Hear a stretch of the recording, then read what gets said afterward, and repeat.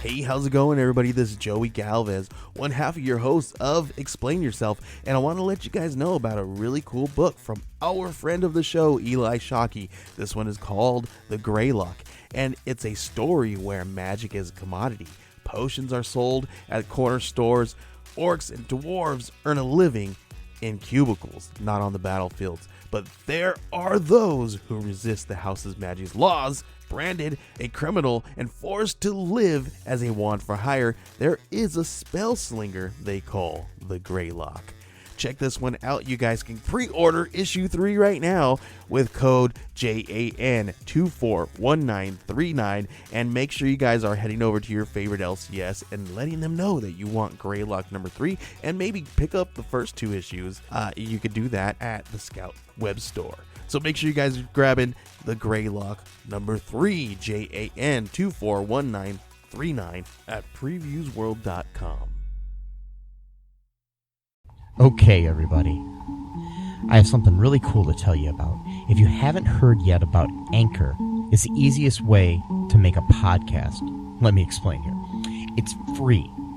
There are creation tools that allow you to record and edit your podcast right from your phone or computer.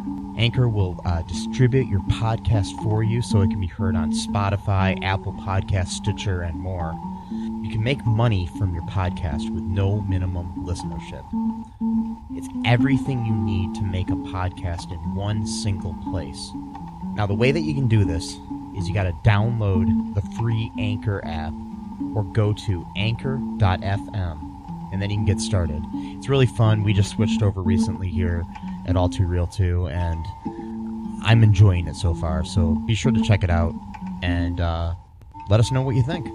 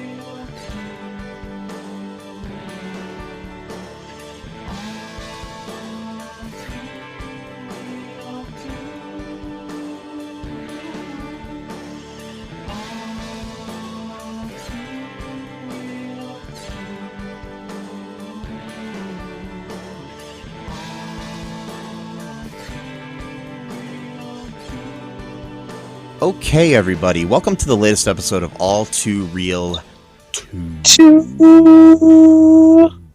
My name is Michael E. Cullen II, and with me, as always, is... That's Matthew...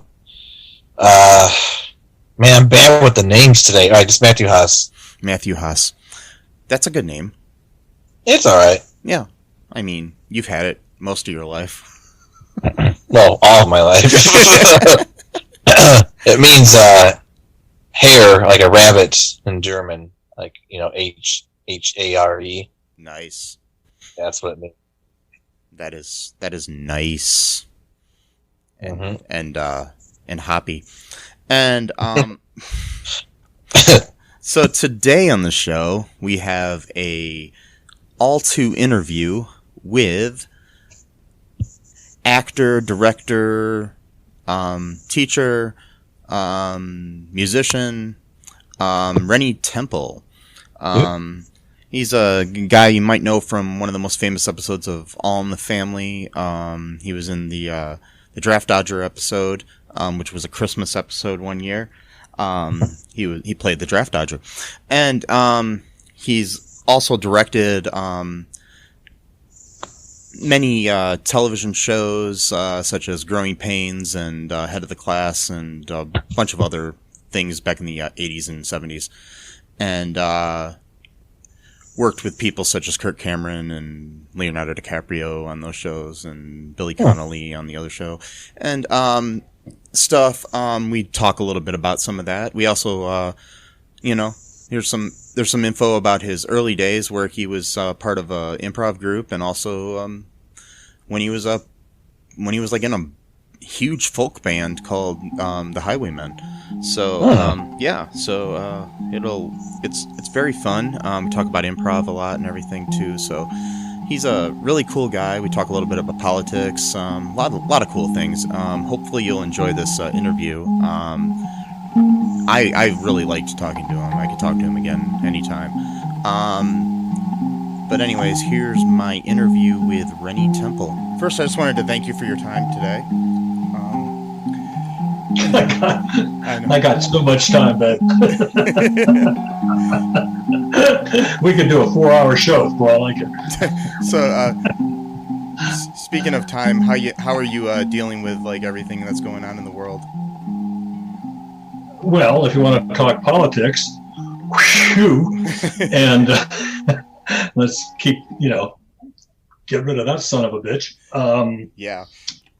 And keep him going for a long time. I'm just hoping I got to start some sort of campaign to have the media just block him out. No more rallies, no more airing speeches, no more comments. Just go on. Just move him away. That's all he wants is attention. And other than that, the COVID stuff, they're excited about the vaccine, and I'm ready to get going. Yeah. Because I've been teaching improv here in Bend, and was also forming an improv company, and we had to stop. Oh wow! Before we actually got anything going. Well, no, I did teach, but then I had to stop. Yeah. And they kept saying, well, can you do it on Zoom? And I said, you just can't do improv on Zoom. I mean, you actually have to be with somebody and look them in the eye and talk to them. I'm good. How's everything out there in beautiful Cleveland? It's Toledo, but yeah, it's good. Yeah. Yeah. Hey, congratulations, by the way, on all your little. I've been voting like crazy on your podcast awards and stuff. Oh, thank you. And I appreciate that. Yeah. I think that's a good thing. Hopefully we win. If we don't, oh well. It is what it is. Hold on, just a minute. Okay. I bet you can't do that. No, I have no hair, so, yeah. No, I choose to shave my head. So, it's easier to deal with. So, so why don't you just tell us a little bit about how you got started in entertainment and everything. We're actually rolling. Yep, we're good. We're rolling. I'm rolling the whole time just to be safe. Everything I've said. Oh no. No, I mean I can cut it whenever, so I'm good. So, I see. Let's see. How did I get started in show business? I always wanted to be an actor. When I was a little kid, I grew up, in the Jackie Gleason, Sid Caesar stuff on television when I was a little boy, and I said I want to do that. And then one day, my father took me into a haberdashery store. For those who don't remember, they make hats. And I went in there, he was buying a hat, and it was the first time I saw one of those three-way mirrors where you could look ahead and look to the side and see yourself in a three-way mirror. And when I looked straight ahead, I looked fine. I looked like a nice-looking guy because I was used to the way I looked looking in the mirror. When I looked over to the side and saw the side of my face from both sides, I went, oh, God, what an ugly guy. This is, this guy is never going to be an actor. Because my whole knowledge about acting was, 77 Sunset Strip, Rawhide, Gunsmoke. I mean, these were, and there were always sort of good-looking guys who were the leads. I never paid attention to the character actors who always worked when the stars weren't working. So I just said, well, I can't be an actor. About that time, the Kingston Trio came out, about 10 years later. And I went and saw them at the Maryland Field House. I lived in Washington, D.C. My father was an admiral in the Navy, and we traveled around a bit. No, he was an admiral in the Army. Oh. He was a very confused man. We were in Washington, D.C., where he worked in the Pentagon at that time. and went and saw the Kingston Trio. And it was, most people don't know the Kingston Trio was really the origination of college concerts, what became known as college concerts. Before that, it was just string quartets doing Mozart and stuff.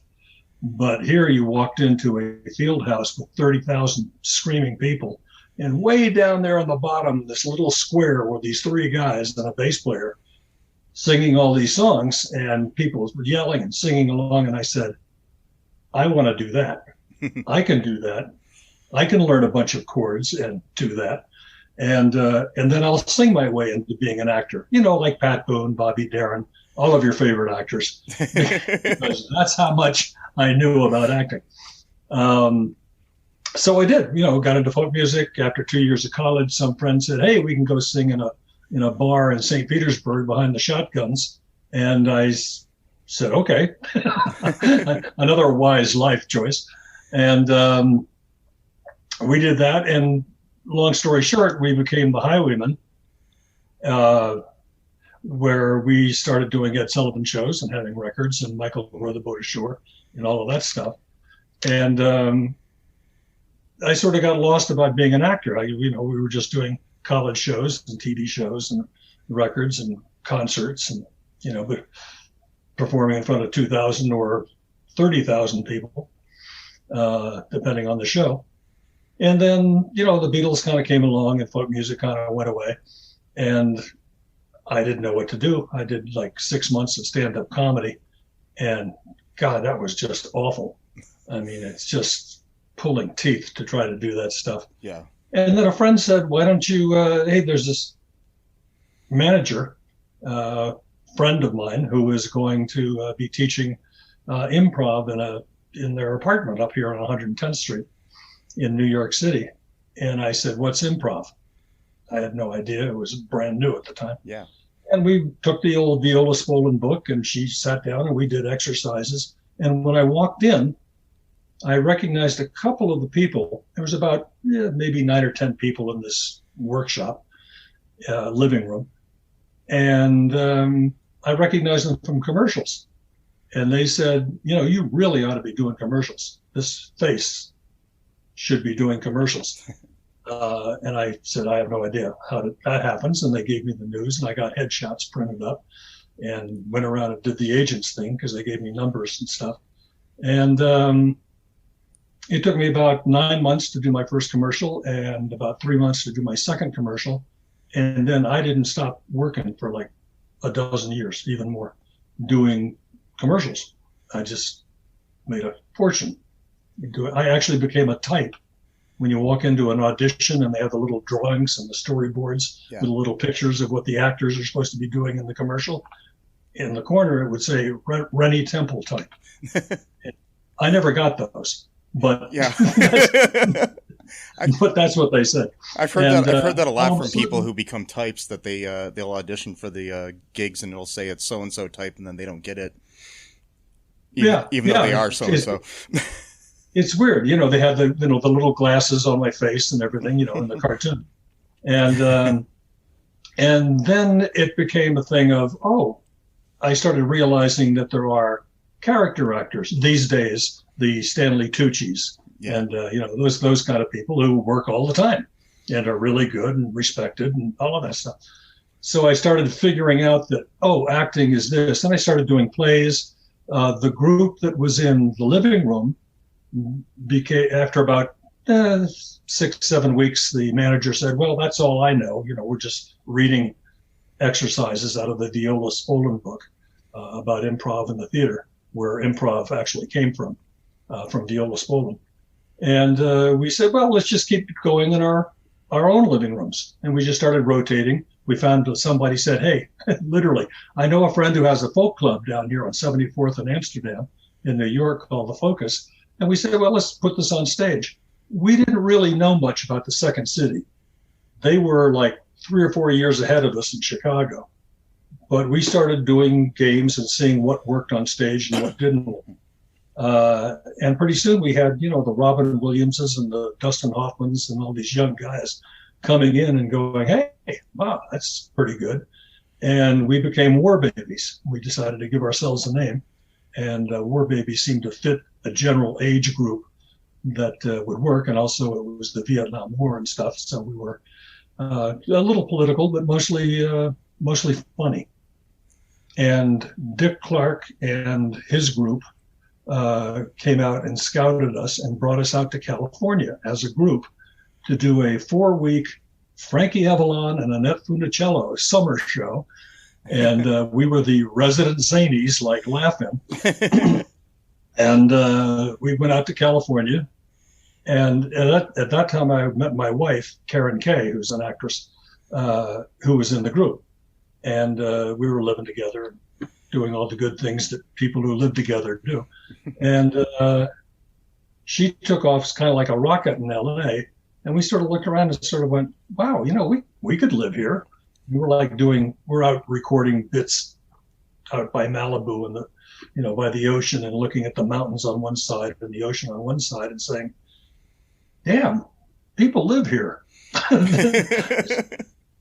This is nice. And so we stayed. The whole group stayed. We found a theater to work in. We did all the comedy clubs out there, but then found a theater, and War Babies cut itself a very significant niche. And in that time, now I'm acting. Now I'm doing commercials. We're doing television shows. We're doing guest star spots. And that just kind of kept going and matriculated into directing television. I did sitcoms for a while, and then I didn't,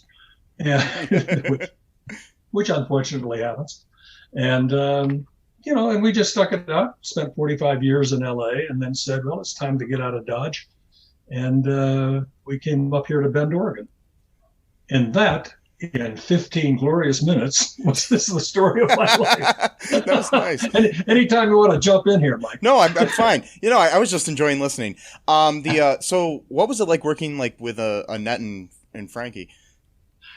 Well, it was strange. I mean, we grew. We saw the beach blanket movies, and Annette Funicello, from my age group, was like the first babe that we saw, as a Mouseketeer. That was my my dad's first crush. He always talked about her when I was a kid. So yeah.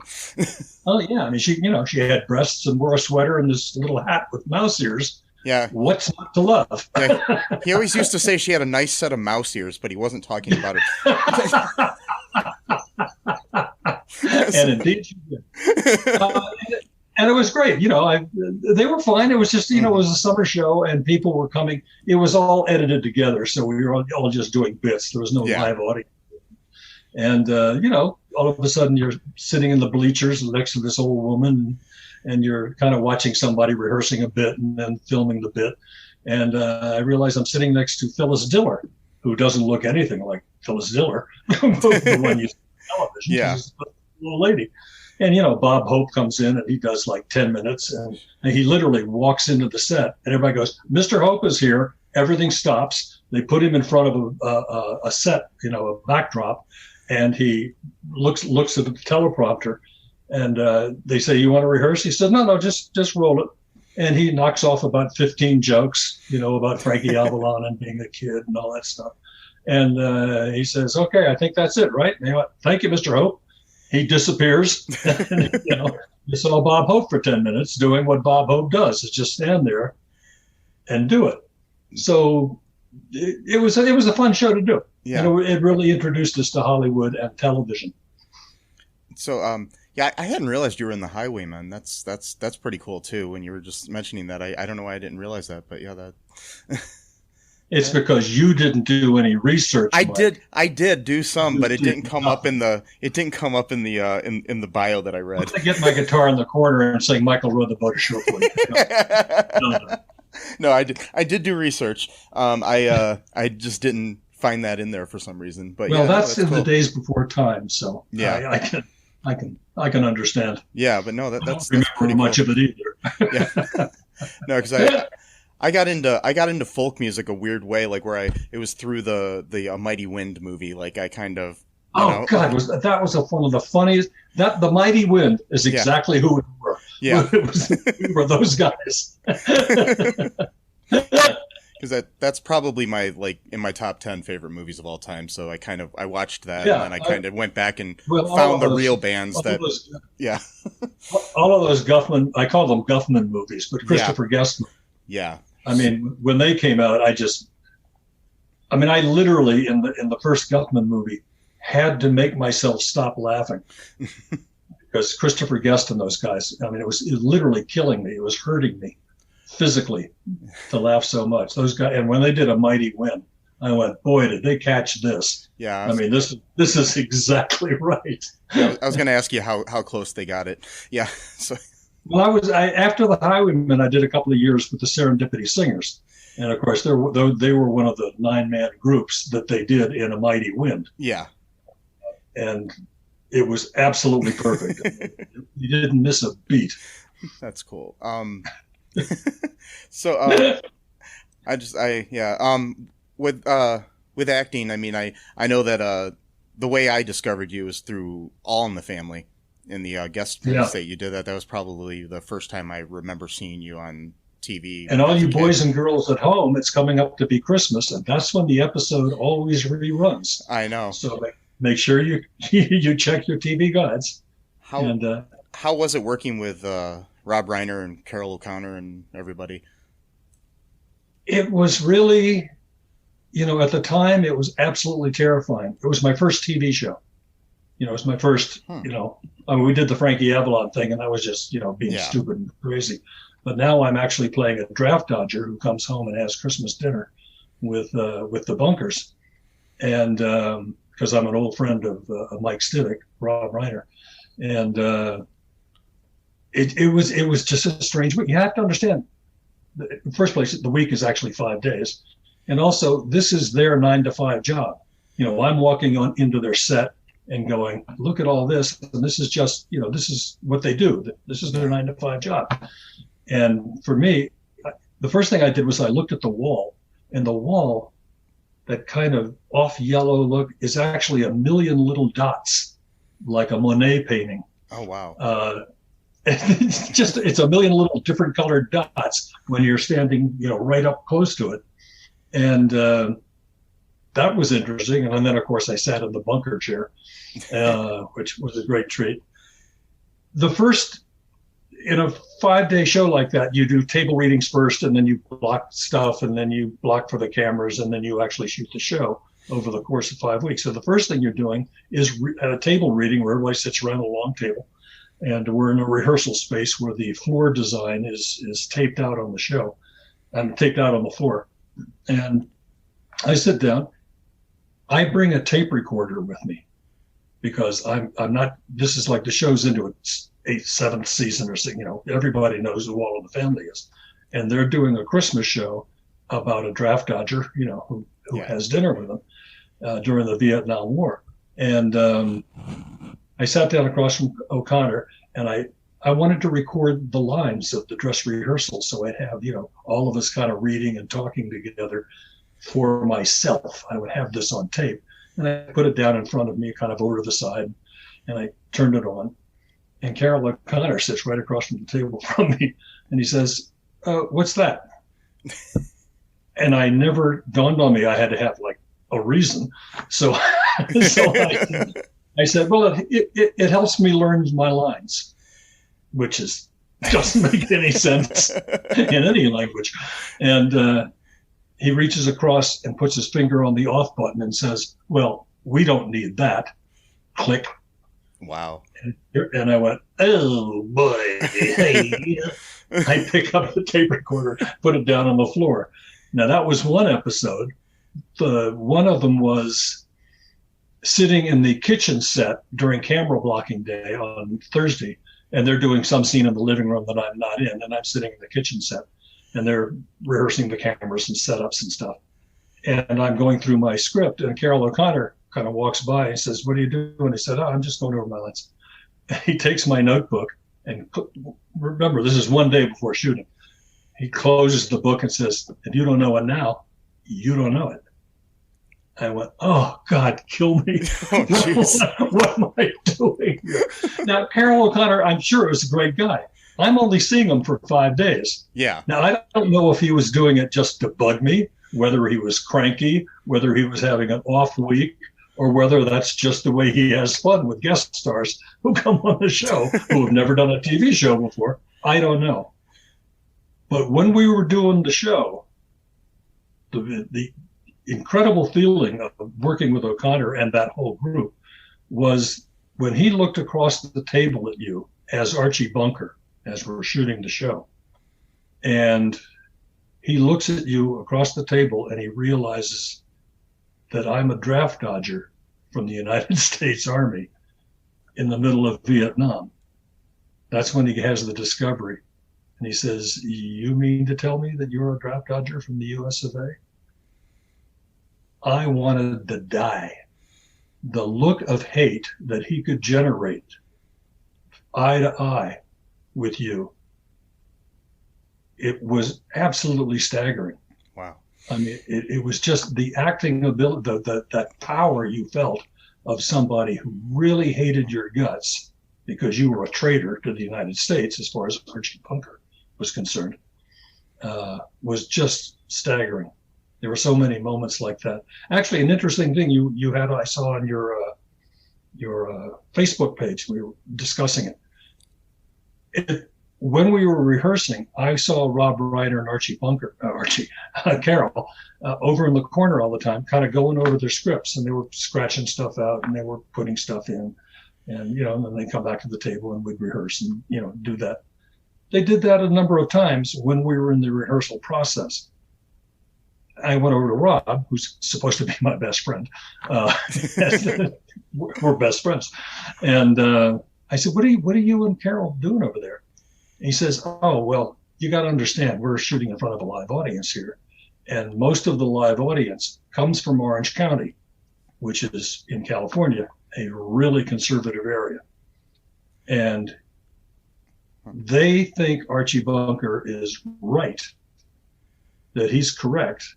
And what Carol and I do is we sort of make sure that the laughs come at the expense of Archie Bunker rather than them laughing because he's right. And so it was a very careful dance they were doing with the Archie Bunker character to make sure that we knew that as genuine as this character was, as flawed as this character was, what basically a nice guy kind of he was, this family guy, this hardworking blue collar guy, that when it came to politics and bigotry and racism and all of that stuff, that he wasn't right. So they wanted to make sure the crowd didn't laugh and applaud at the wrong places. Wow. Yeah. Yeah, that's what I thought. I went, wow, yeah. Okay. I mean, that's good that they did that. I mean, because even with that, he did sadly now, especially with people that are looking back on it with like rose-colored glasses on him or something, they think he was the hero of the show, and they don't understand the fact that he wasn't. I mean, sure, he did have his good points. I mean, mind you, Hitler was even charismatic. It doesn't mean, you know what I'm saying, that he was the good guy, We love Adolf. We love us all, Adolf. Yeah. It's just, yeah. People just don't get that. There's a scene there's like 3 seconds at the end of towards the end of the show, and I hope your folks, your audience sees it, because it really is a terrific show. Won an Emmy and everything. Yeah, I think if people haven't seen it, they might want to just pause this now and go watch it and then come back and listen to it. Yeah, actually, you can go on YouTube. Just type in All in the Family Draft Dodger, and you can watch the whole show. And you'll love my hair. My hair is just, you think this hair looks great. Boy, that hair was great in the 70s. It was like I had to take 2 trips to walk into the house. When he finds out I'm a draft dodger and everybody says, you got to let him stay, let it go for tonight. It's Christmas. Come on, have dinner. He walks away from the table, and Edith goes after him and says, "Come on, Archie, please sit down and have dinner." And he says, "I can't do it. I can't. I got to work this thing out." And she says, "Come on, Archie, please do it for me." And he turns to her, and the camera shot turns to him looking at her. And in that 2 or 3 seconds where they look at each other, you can see the whole life relationship of Archie and Edith. Yeah. The love, the dedication. God, I tear up. I'm doing it now. Those 3 or 4 seconds where they're in silence, looking at each other, when he decides, okay, I'm going to do it for Edith. I'm going back to the table and have Christmas dinner. It's staggering. To me, it's a moment of film and video where these two terrific actors can show you an entire life in a 3-second glance. Yeah, Jean Stapleton. I mean, she could give a look, and it would say so much more than like words. Oh, it was obviously an amazing experience. Yeah, and being my first TV show. Yeah, that's a good one for being your first one to at least break your legs on and stuff and everything. Yeah, and my wife's first show was a Mary Tyler Moore show. Oh wow! So where she played a sportscaster who comes in and doesn't do any violent sports, doesn't cover football, doesn't cover hockey, doesn't know who Fran Tarkington is, for the Minnesota group, and the both of us had a great experience. Her doing Mary Tyler and me doing All in the Family. Wow! And we thought, well, we've got it made now. Yeah. And then we went on to do Love American Style, some other shows that were so terrific. But at least it was something. I mean, yeah. I see that you directed I was a big fan of Head of the Class, and I saw you directed an episode of that. Oh yeah. I don't know why I really loved that show when I was a kid. Well, it was a good group comedy. Yeah. Put together, nice kids, and Billy O'Connell. Billy O'Connell was great. Yeah. I was wondering if you did it with the Billy years or the Howard Hessman years. What's that? I was wondering if you did it with the Billy years or the Howard Hessman years. Yeah. Because No, this was just Billy O'Connell. Yeah. And it was great. It was it was a nice show. What's interesting about being a director on a show, if you're not the regular director, like a James Burrows, who when he shoots, he says, "Well, of course I'm going to do the whole show." And they go, yes, James, because he does Cheers and he does, he created all of these shows. When you're just the you're a hired gun when you come in as a director and you do a whole bunch of shows, because those actors, it's their 9-to-5 job. Yeah. You're not about to change the way anything happens. You're basically trying to service the show to make the show look and feel like the show always looks and feel. You're not reinventing the wheel. Yeah. It's strange, and you meet the actors become really sort of interesting because they become those characters. And when I did Growing Pains. Kirk Cameron was right towards the beginning of his being a born again Christian, and the rest of the cast hated it. Yeah. I mean, they just hated it. And one of the reasons why is wrapped up in the story that happened to me. He was supposed to walk in. He's looking for his girlfriend who's got a job to go down to Bermuda for a week and do whatever she did for a job.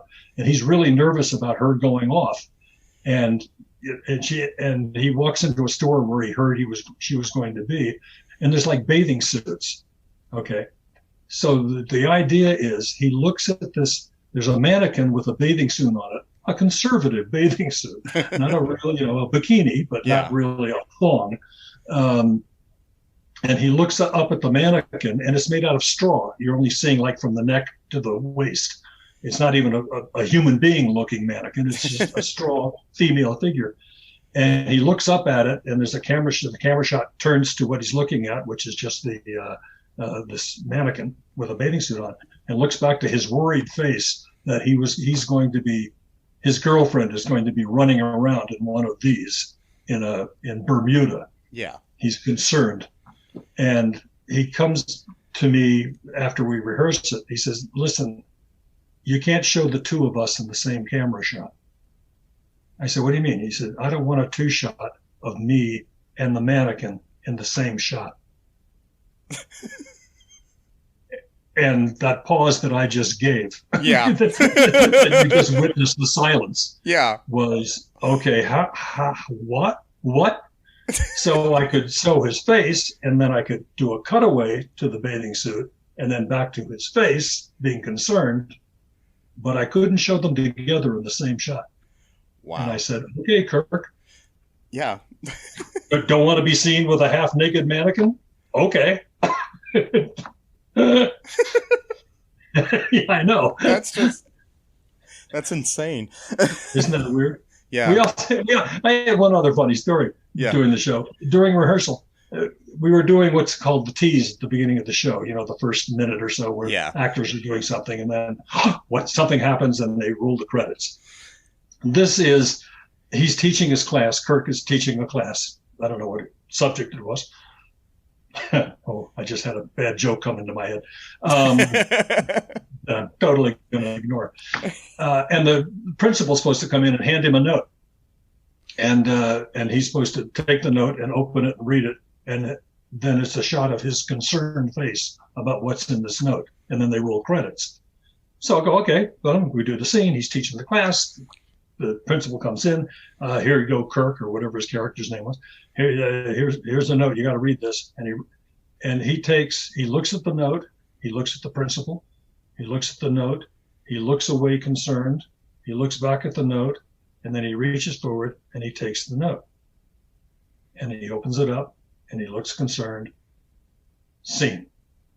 I say, Kirk, I'm in a booth. I'm actually 100 yards away from him in a booth, looking at all of the cameras, because that's just the way the studio was set up.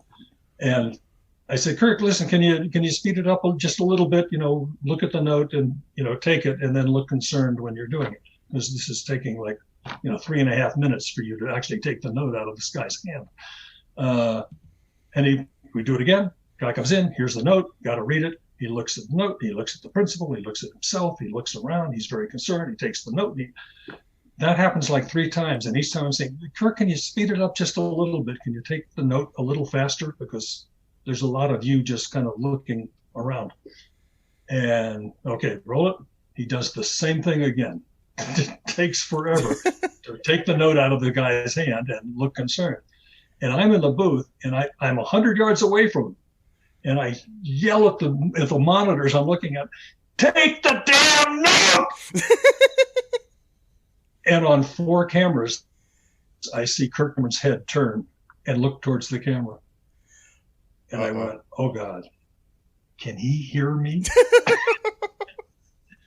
And in real life, he couldn't, but one of the boom guys had gotten off of his boom and took his headset and put it down on the boom and walked away so he could hear me yelling through the headset. And I went, oh, God. I am so dead. Oh, jeez. And I went and apologized. I said, I'm sorry, I'm having an off day. And it was gone. But there was something about seeing 4 heads of Kirk Cameron kind of turn what? That's a scary thought. A scary thought. Yeah. Was Leo DiCaprio on the show when you did it, or was that? Yes. Yeah, he was on the show. As a matter of fact, he was on the show. It was a weird thing. The producers came to me and they said, listen, can you make this guy funny? I said, you want me to make Leo DiCaprio funny? He's 8 years old. He's 10 years old. And I said, listen, guys, he's not this kind of actor. Yeah. I could see, I talked to him. We said, I actually directed him in Lassie before this. He was a sidekick to the kid with the dog. So I'd already worked with Leo. I'm the only director in the world who's actually worked with Leonardo DiCaprio twice in 2 different TV shows. How about that for a credit? That's nice. And he never calls. Son of a gun. He never calls. I said, Leo's not this kind of actor. He doesn't know the sitcom rhythm. He doesn't know the acting style of sitcoms. It's not, because there's an acting style. Yeah. It's like doing commercials. You don't do in commercials what you do on stage, what you do on television, what you do in movies. They're all different ways of performing the craft. And sitcoms have a specific rhythm and specific dialogue exchange and stuff like that. And during the time that I was shooting the show, he came in and said, I got the movie. And I said, what do you got? He said, I'm doing what was it, Boys Town with Robert De Niro? Boys Life. I forget. I think what it's a movie boy's was. life or something like that. I think. Like A Boy's Life. Yeah, Yeah. something like that. And it was going to be his first movie with Robert De Niro as the star. And I went to the producer. I said, "This is the kind of actor he is. Yeah. He's going to do fine in movies." And of course, I'm right. And of course, he never calls. So the hell with him. And if you see like Once Upon a Time in Hollywood, he learned how to be funny, but just different funny than sitcom funny, which is good. Oh yeah, I know, and that's the thing. He's a movie funny, not a. Well, actually, he's not really a movie funny. Yeah, that was actually a funny movie. Yeah, but the first time he was actually funny in a movie was the the movie of the businessman. Just forgot the movie. Wolf of Wall Street or Wolf of Wall Street. Yeah. When the drugs kick in while he's on the telephone, and he has to crawl out of the hotel and get into the car, and he has this whole sequence of 5 minutes of stump crying, trying to get to the car and crawling on the floor, but totally drugged out.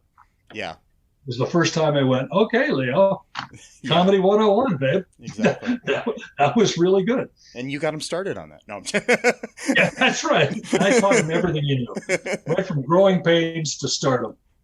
And he never calls. Okay. All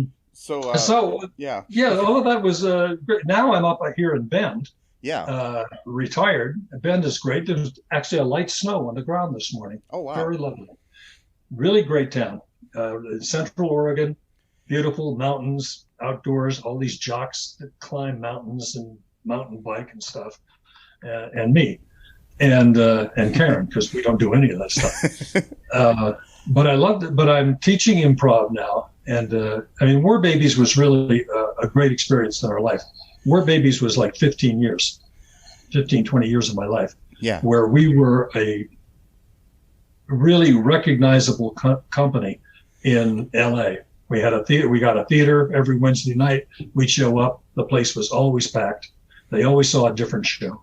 And we presented improv as a theatrical experience. When you go away from LA, and actually a lot of times in LA, but when you go out in LA, like when I first came up to Bend, I saw 3 improv companies up here that were here, and they were doing Whose Line Is It Anyway? Yeah. Comedy, not improv. Those guys, I know 2 of those guys. They're really funny. They're really great. What they do is great, but what they're doing is going for jokes. Yeah. And they really know how to do that. I just interviewed Greg Proops yesterday from the show. Yeah. So. Yeah. They're really great. They're great, but that's not improv. Improv is taking suggestions from the audience and creating scenes with a beginning, middle, and end, and all that stuff. And that's what we did. And what I learned as life went on, and retired and teaching this class and starting an improv company up here, is that the rules of improv, most people think that improv is just people being funny on stage, and that's not it at all. There's actual rules that we all listen to in our heads that once you learn them, that becomes part of your style. That becomes part of your life. If you and I, Mike, are on stage doing a scene, my job is to take care of you, your job is to take care of me, and together we build a scene. Yeah. If one of us starts doing jokes, starts doing shtick, the scene dies. But as long as we take care of ourselves, we can go from A to B to C to D to applause, curtain.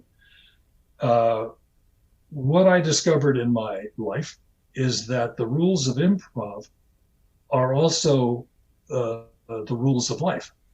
I teach a class called Improv for Life, where if you learn the rules of improv and you practice them and you do them, you find out that you can apply this to your life, because your life is improvised.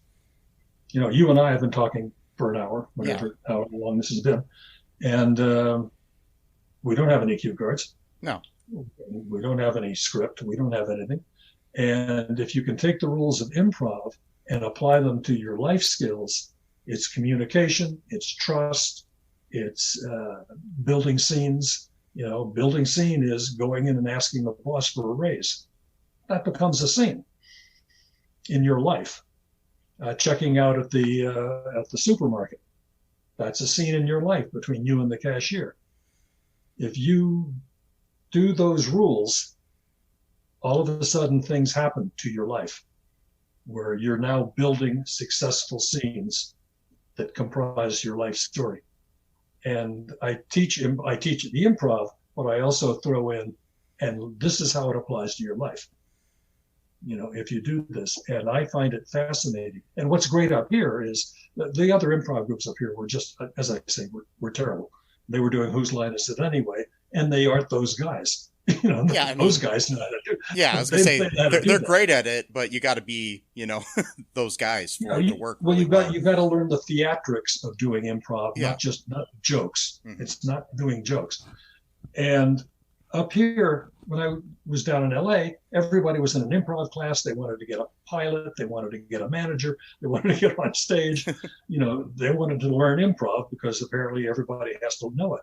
Up here, they're all civilians. I've been teaching Facebook, the CEOs up here. Facebook and Google are big up here. They have databases off in the woods somewhere where everybody communicates. And their moms and dads, their daughters, their school kids, their whatever they are, they're civilians. They're not going to be doing this in show business. But I'll tell you, by the fifth, sixth class, all of a sudden you can see them changing. And they end up by the time the class is finished over the period of time, they're doing stage-worthy improvisational comedy. And they realize it. You can see them when they finish doing a scene after, rehearsing, after practicing for a while, that something has clicked inside their head where they go, oh, okay. I lived in the moment.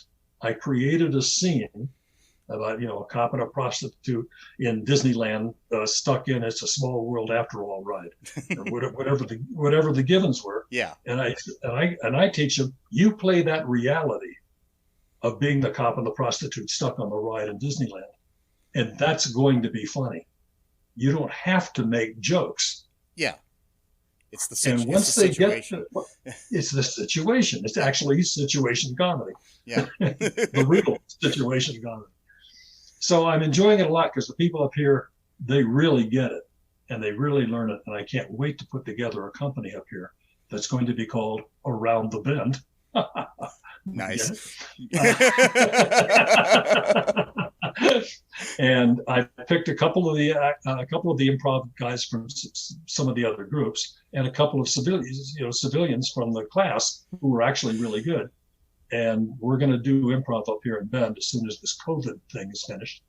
And I think Bend is going to be pleasantly surprised by what improvisational theater really looks like. I can't wait. That's cool. Yeah, I find people that know how to do like real improv tend to be better at even like written dialogue, like where they can actually bring life to it in a way that is beyond what's on the script. Absolutely. Yeah, because I've directed a few features myself, but nothing huge, and most of the people are amateurs that I've worked with. But the few that I've worked with that I know what they're doing, I can tell they have a little bit of an improv background, so that's always, yeah, it's literally being in the moment. It's the process of turning off your brain and just being in that immediate moment without any thoughts about what's going on, what's outside the world, what happened. You lost your keys this morning. Your wife is on your is on your back arguing with you. Whatever it is, you're the cop and the prostitute in Disneyland. Yeah, stuck on a ride. And that's your reality. You create your own reality. And if you can do that through your whole life, you've created a pretty good life. Yeah, I was trying to apply that because I finally got back to acting myself, because I used to act in stage and did a couple movies here and there, but I was doing a little bit of acting right before COVID hit. And I was playing the kind of villain of my friend's autobiography film that he was making, and so I just kind of was just trying to become the jerk that he wanted me to be in the moment, as I was doing it, because I figured out why the guy, because I kind of knew the guy he was based on, so I kind of knew why he was the way he was. So I just basically used that to, Well, you've got a good look for a character. You have a good look for a character actor. Yeah. I mean, you look good. Yeah. It was you can play that part. It was fun. I just hope we can finish that movie once COVID is done. But yeah, really. Oh God, this COVID thing just killed me. Yeah, I was. Sure, pooey. No, it didn't kill me. No, still alive. Yeah. It's like I unfortunately I was filming 2 movies myself that I was producing and directing, and those, and then sadly a couple of weeks ago my assistant director passed away. So that was that the guy on the I saw you on Facebook. Yeah, that was your friend. Yeah, 36 years old. He just passed away. Oh man. Yeah, I don't know. Was that because of COVID? No, he kidney issues he's had his whole life. So yeah, probably the best guy I've ever known. But and it just sucked that this year has just been horrible. But it's okay. Yeah. 2020. I know. Can't wait for you to leave. I know. Hopefully 2021 is better. And, Well, the first 20 days might be still tough. Yeah. But once we can get a new regime in. Yeah. God. So, anything else that you'd want to... I had a question for you. What kind of advice would you give to somebody that was interested into, like, just getting into acting, not necessarily professionally or anything, like what they should do that might be listening? Well, I'm sure, in almost any... I mean, I'm in a town here of 100,000 people, and Bend is, considered a small town. But it's really 100,000 people. We've got all... we've got Best Buy, and we've got Bed Bath & Beyond, and we've got Costco and all that stuff. But then we got woods and mountains. So in any town, you should be able to find, I really do recommend improv.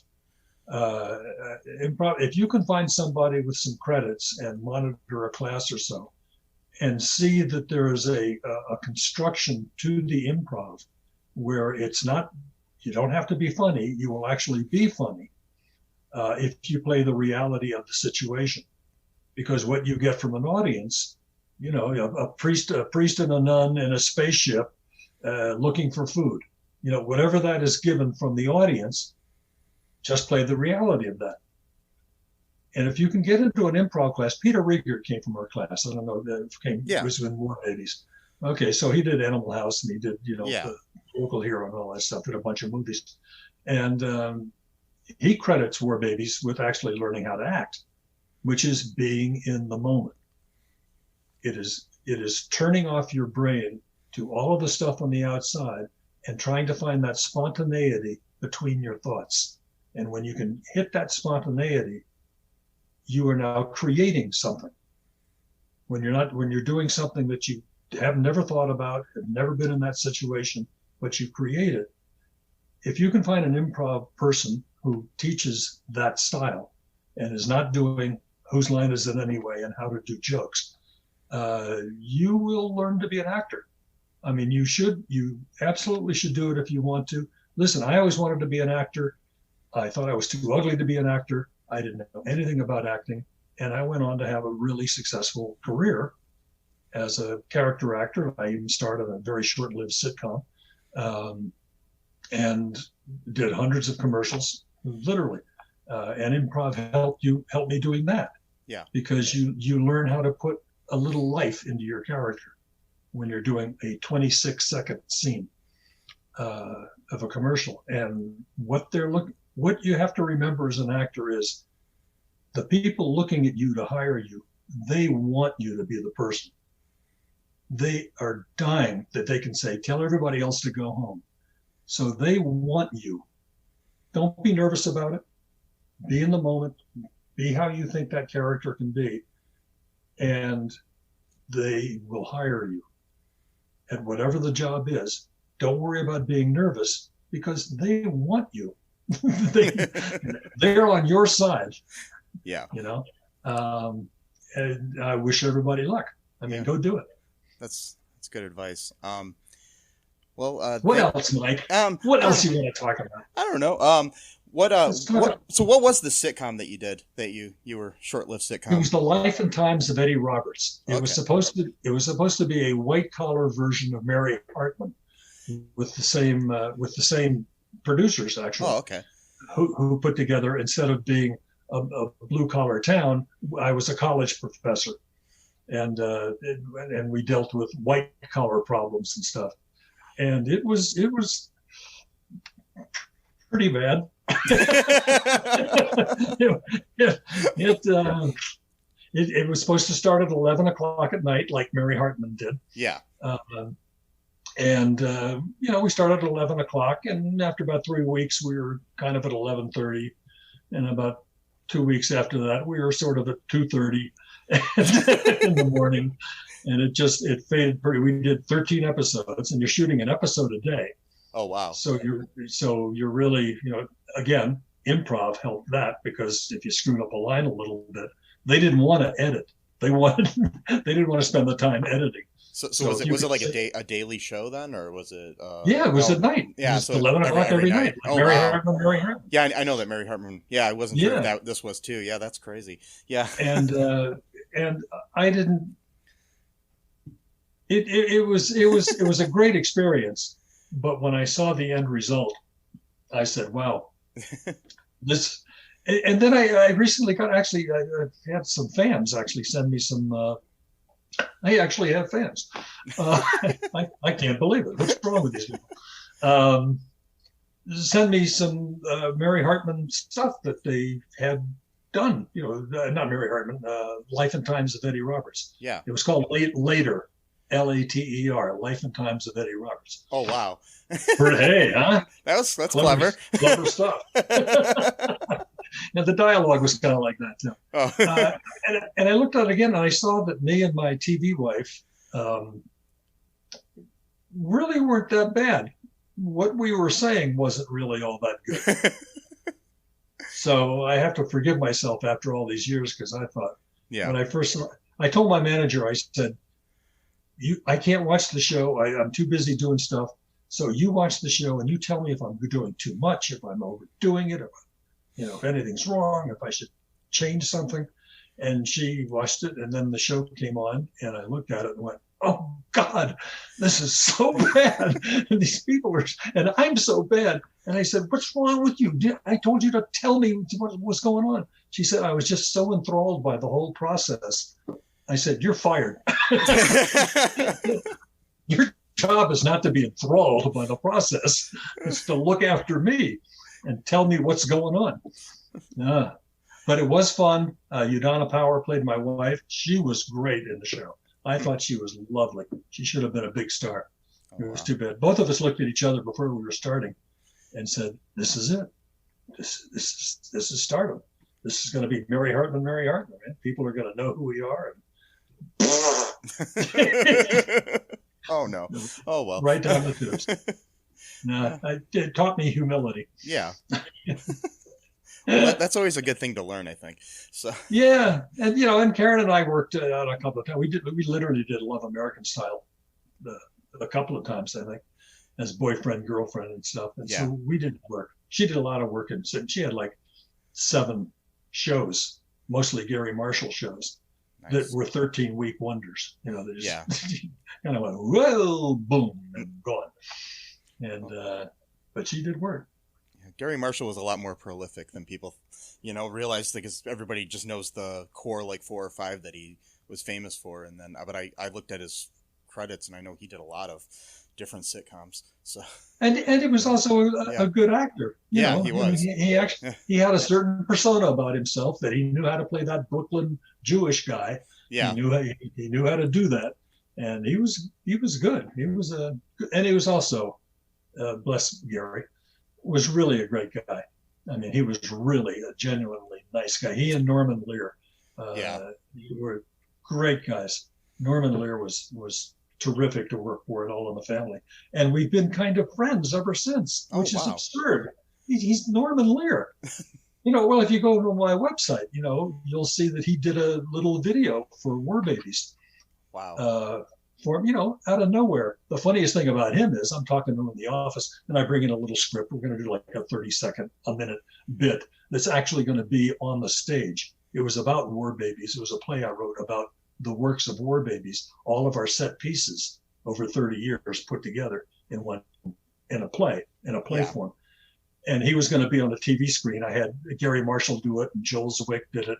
A couple of my friend directors and stuff did stuff about war babies, sort of trashing us a little bit, in a funny way. And so I asked Norman if he went to his office, set up the camera, and I gave him a script, and he said, "I don't think I'm going to do this," which is pretty much what Gary Marshall said too. He said, I'll just make up something. And I said, okay, fine.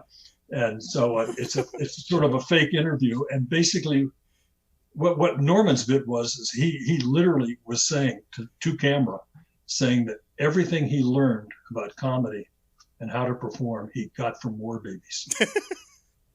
And he was doing it with a dead straight face. He said, I owe my entire career to war babies.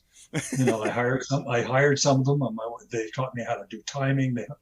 And then at the end, of course, I have to pay him money for him having said this. That's the end of the bit. So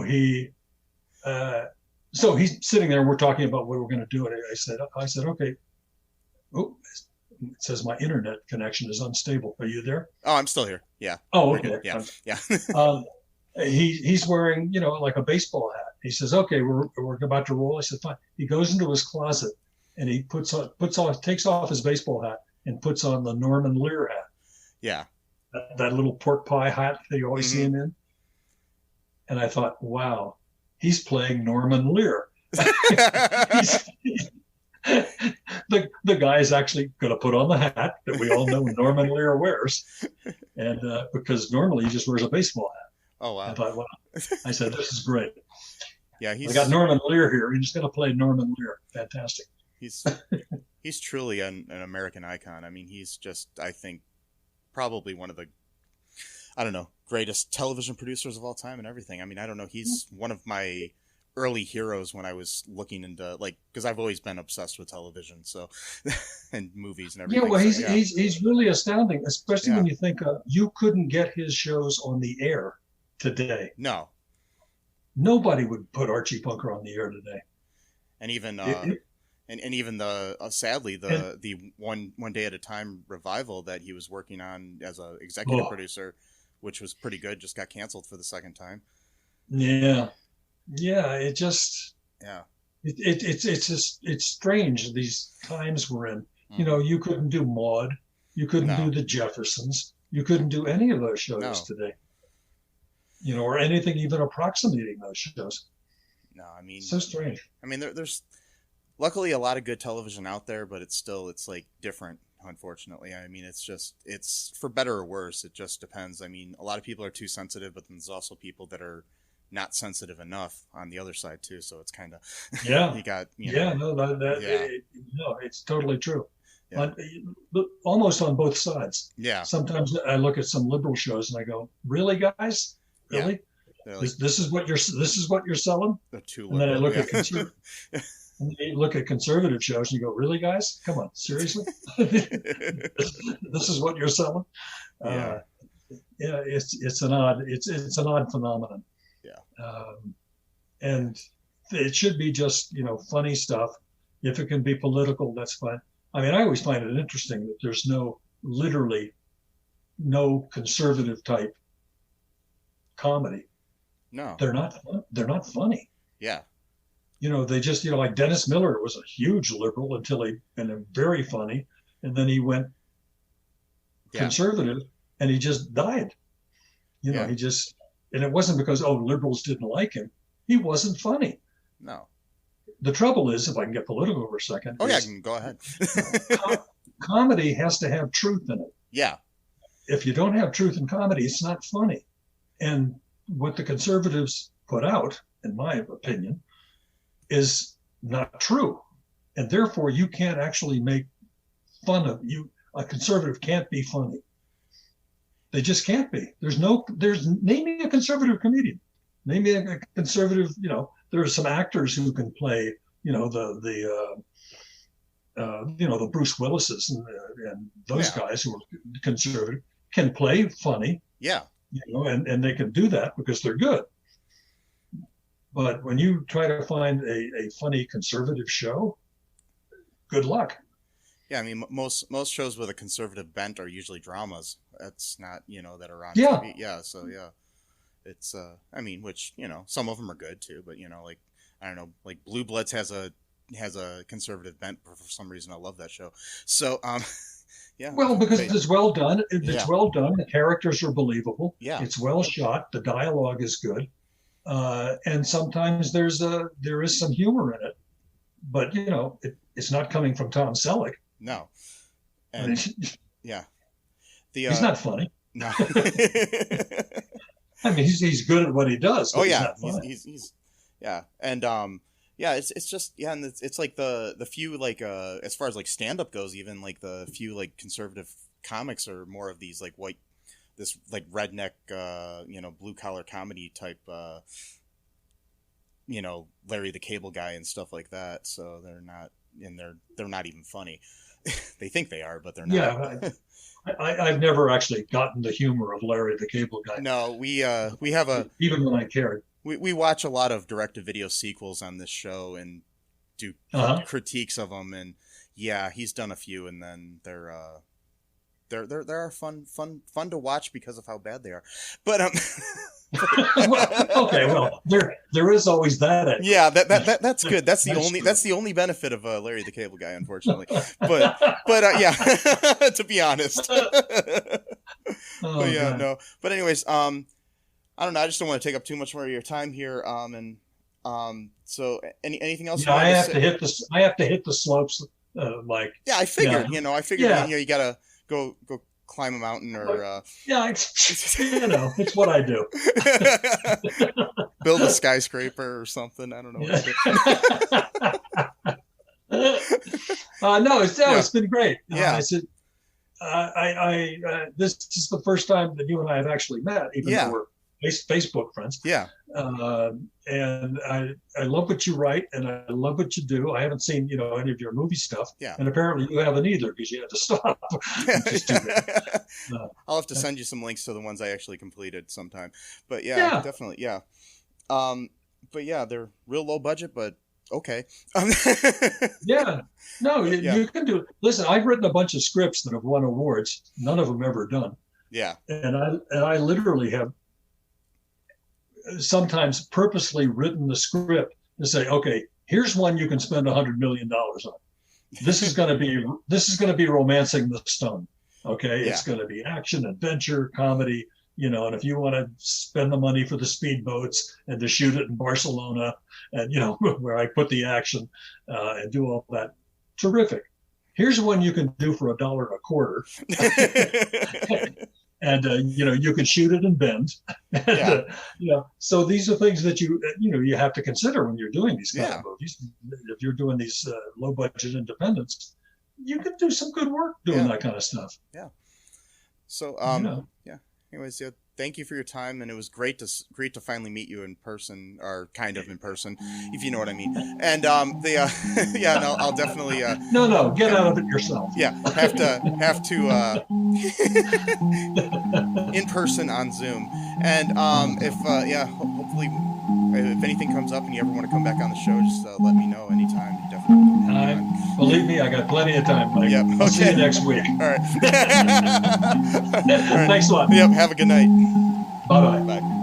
Okay, that was my interview there with Renny Temple. A lot of insight there into the world of entertainment and beyond.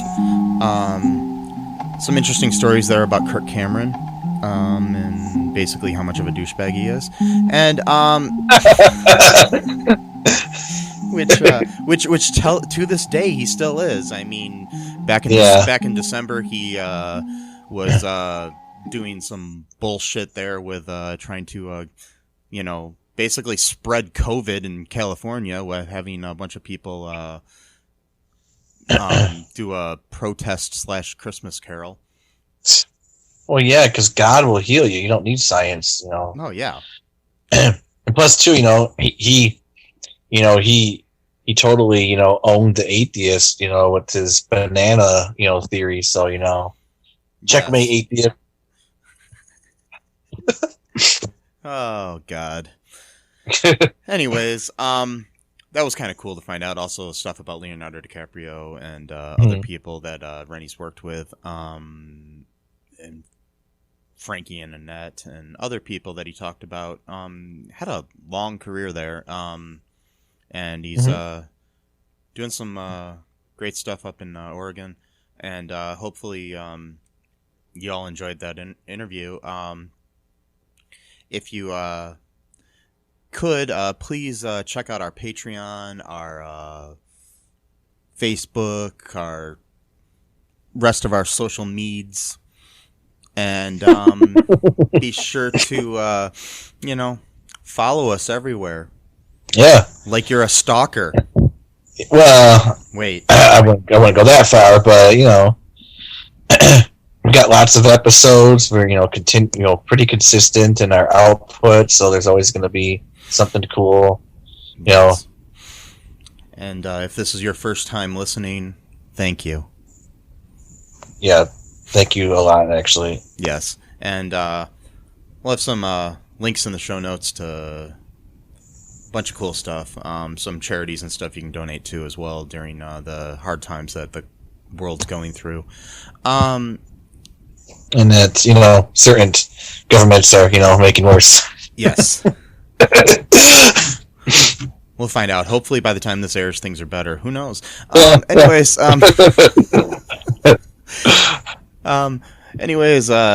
thanks for listening, and bye-bye.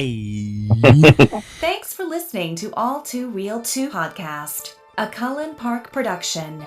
Produced and edited by Michael E. Cullen II. Music by Matthew Hawes. Subscribe and share the show. Visit us at cullenpark.com.